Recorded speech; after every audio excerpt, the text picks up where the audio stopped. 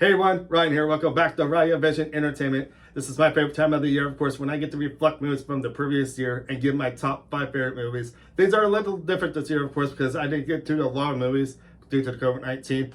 So I actually went to the theaters before everything shut down back in March, and when they did reopen for a short period of time, I actually did get out there just as well too. So this is my top 5. Usually I give this a top 5 for the worst movies of the year, but this was actually seemed like one of those better years, it seems like. But anyways, before I start talking more about that, how about I get to that list? So what lies at number 5? Tenet is my number 5 favorite movie of the year.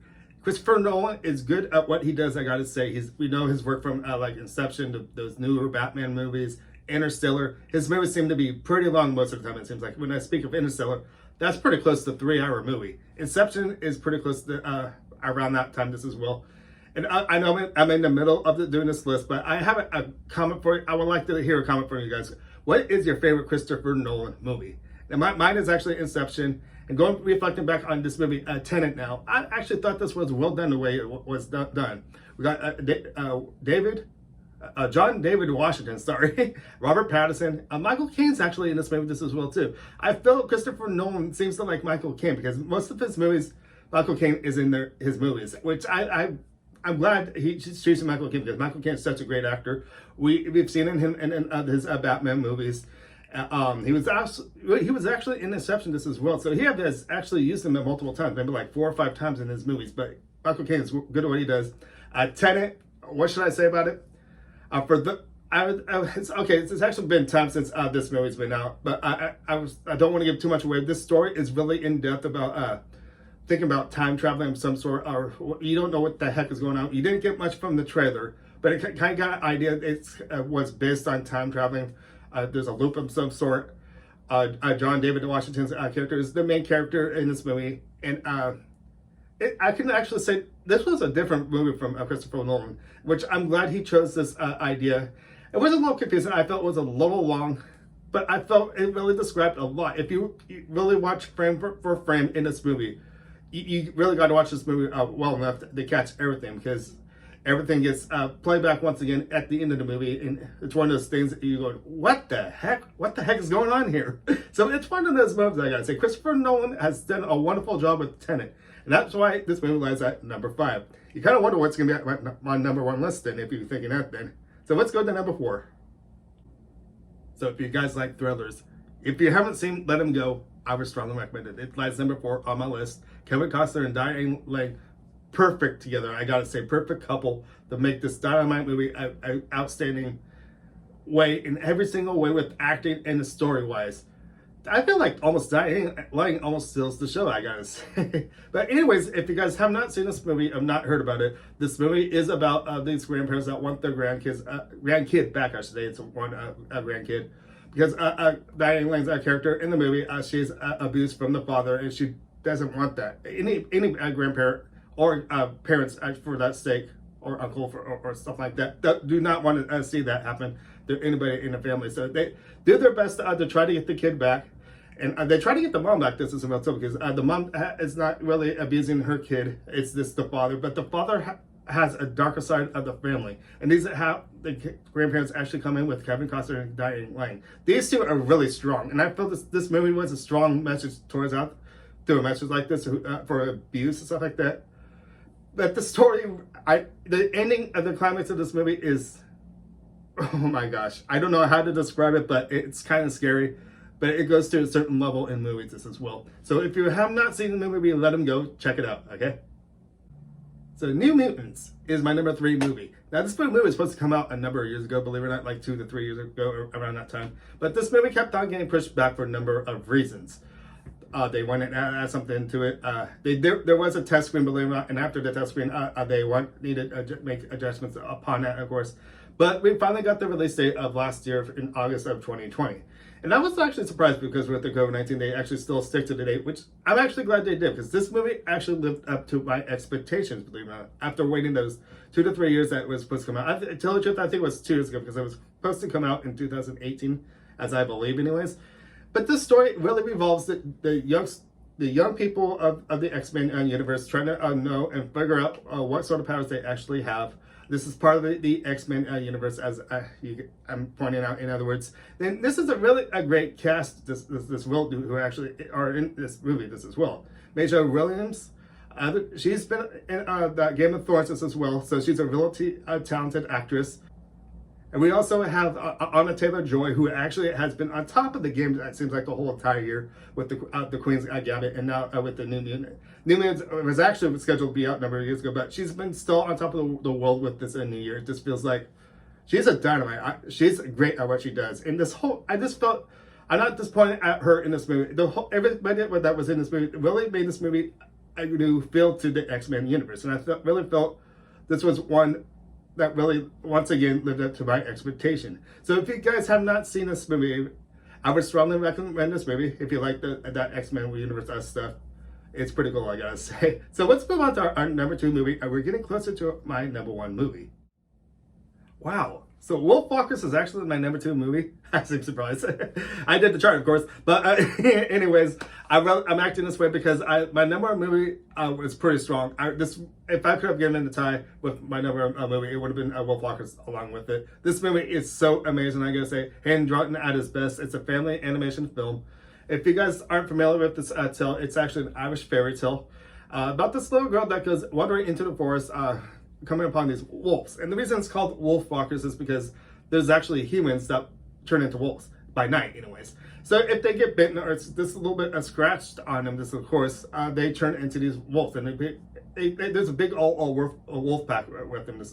And that's what happens with this tale too. This little girl meets another girl that it's actually a wolf by night, of course, and she accidentally is scratched, bite her a little bit. It's like Underworld, turning each other into werewolves or vampires. No, vampires are not involved in this story, of course.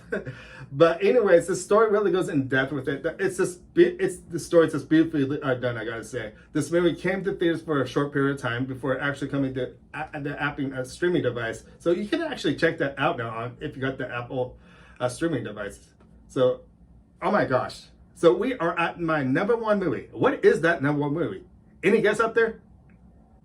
I am down to my number 1 movie. Have you guys tried to guess what my number 1 movie might actually be? Okay, that's it. So anyways, my favorite movie of last year is Pixar's new original movie, Soul. So this movie was real done, I gotta say. You got to go back to the beginning of the year because this has been a really good year for Pixar releasing their movies. In the beginning of the year, back in March, they did the movie Onward, of course. Onward was an amazing movie, a great fantasy movie. Of course, I always like seeing fantasy from Pixar because they've done Brave, which I thought Brave was another great fantasy film around original ideas, of course. And now we got the movie Soul, which gives you really good light, I gotta say. Jamie Foxx does the voice of Joe Gardner in this movie. We got Tina Fey, who plays another lost soul. Because the whole story revolves around Joe, of course, after this mention, Joe Gardner. He's a music teacher for a middle school, and he always has the passion of jazz. So he gets a chance of actually going to an audition to play in a jazz club. But what happens afterwards? Yes, somehow, even Pixar likes it, he goes down into the sewer drain. So we kind of get the idea that his spirit left his body and went up to heaven, most likely. And it went probably more like the in-between world is probably what I should say, because that's what they kind of refer to it in the movie, just of course. But this movie delivers a really good message. It's just it's just everything that you want in a movie. It's just you don't know what's going to happen. Some scenes were kind of predictable, of course, but you didn't know how the movie was actually going to end. Because Tina Fey's character, which is number 22, they call her, which is number 22 for Soul Spirit, of course. And they don't want to go down to Earth that actually gives a life, of course, because she didn't know what it was all about. But she gets the chance of actually going in Joe Gardner's body to actually determine what life is like on Earth. Well done, I gotta say. Well done at its best. All these movies are on my list. I really liked a lot. And believe it or not, this has been a really good year for movies overall, I gotta say. There's been I would usually do top 5 worst movies of the year, but I couldn't because of course, because of the COVID-19, we couldn't go to the movies that much. And there's only 2 movies I really did dislike in the year of 2020. which those two were actually Doolittle, the remake with Robert Downey Jr. I did not like it. He's a great actor, but the whole movie, it's just not him. The whole movie I did not like. And the other movie was Like a Boss. I thought it was all right, some humor, but I couldn't really get into the movie Like a Boss. But there were a lot of other movies in 2020. In the beginning of the year, we had that new installment of Bad Boys. Bad Boys for Life, which I thought was a different story with Will Smith and Martin Lawrence. I say different because we gave it a different feel to the Bad Boys universe, of course. Movies like Underwater with Kristen Stewart, amazing. If you guys like sci-fi, that's the movie to see. If I had to list favorite sci-fi of 2020, I probably would actually have to say Underwater is up there as one of my favorite movies from last year for sci-fi. The War with Grandpa, that was funny too with Robert De Niro. I was about to say Robert Downey Jr. It's Robert De Niro. And he goes to war with his grandson of trying to get, the grandson wants his room back. So it's in the mix with all that. So that's pretty funny. Unhinged. Oh my gosh. When we got the ability of action going back to theaters back in August, I watched this movie. If you have any chance of road rage, you need to watch this movie because this movie will put you on the edge of your seat and it's just like I kind of am right now. And he didn't want to mess with this character of Russell Crowe because he's in the mind of a serial killer, road rage. And it's just anything that you do in a car, anything that you do to anyone, to cut somebody off or anything like that. It's a scary world. It's a scary world out there, period, with road rage. It just goes way beyond, I gotta say. The Honest Thief with Liam Neeson was also another great movie. See, the list just continues on. Birds of Prey, Margot Robbie, Portrait, Harley Quinn, really good in the movie. So it's been a really good year too, this as well. Freaky, Vince Vaughn was in that movie too, and I thought he was good at playing a teenage girl, believe it or not. And a teenage girl had to play the killer of him in that movie. So it's been a really fun year. I really hope, even though with this COVID-19 going on right now, I really hope it starts going down. There's been so many spikes in the world of today. We need to calm this down, people, and go by those rules of wearing a mask and staying 6 feet apart. This is getting so ridiculous. People like me, and people like you, actually, who are watching this right now, are big movie watchers, and we want to get back to the theaters. I know we are watching these movies on streaming right now, and if you watch one of my videos, and this is not too long ago, about Warner Brothers releasing their films in the theaters and on streaming device, HBO Max as well. That's gonna be what's it gonna be like this year. But something like Wonder Woman 1984, I wanted to see that in theaters. And yes, I was thankful I saw it on HBO Max, but I'd say that's not what I was a little up and down about too, because I felt that movie was too long. And I just felt there wasn't much action, just too much of this going on, of course, and the last Wonder Woman 1984. But The Witches also came to HBO Max too. That was a different film from the remake back in, of course, back in the early I think it was the early 80s, I think it was the early 80s, I believe. I think it was around 83 or 84.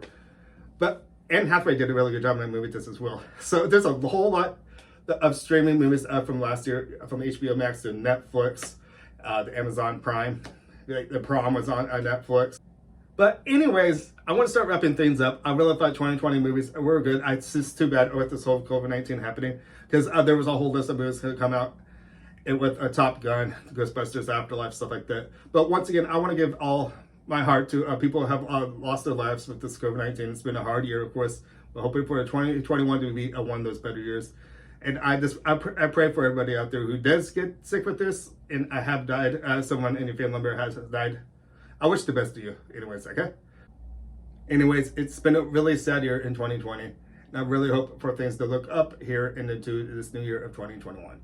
So I want to start wrapping things up saying my name is Ryan. Thank you for watching. Make sure to give me those thumbs up, subscribe, and I'll see you next time. Thank you for watching.